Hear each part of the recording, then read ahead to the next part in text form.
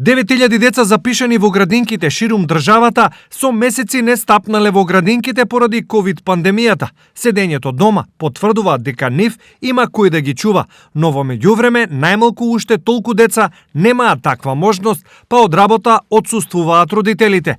Ова е голем проблем за градинките, но и за фирмите и институциите во кои засегнатите родители работат, а најмногу за нив самите. Околу 21.300 дечиња можат да бидат згрижени, а да се испочитуваат протоколите за нивен безбеден престој во градинките. Вчерашните сознанија се дека некаде 12.300 дечиња биле присутни во градинка. Податоците се најнови и најофицијални.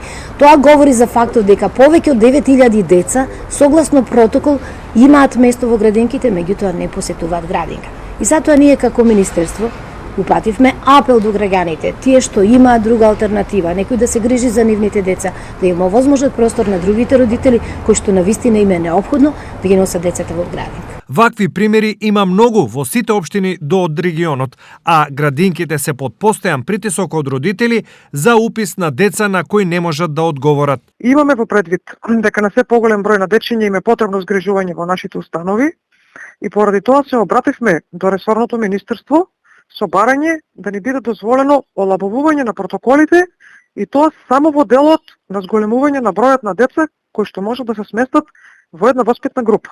Одговорот кој што го добивме гласи дека епидемиолошката состојба не дозволува зголемување на бројот на деца по групите. Во општинската јавна установа детска градинка Стиво Штип, според протоколот може да се сместат 561 дете, кој што број е скоро исполнет со тоа што е останато место само за јаслена група и тоа во објектот Сончогледи во населбата Сењак. Ова е огромен проблем за стотици родители на деца за кои место во градинка нема, а нема никој нив да и ги чува дома. Единствен спас за нив да не мора да бираат помеѓу децата и екзистенцијата е да проработи совеста кај оние кои местата ги држат, а децата си ги чуваат дома.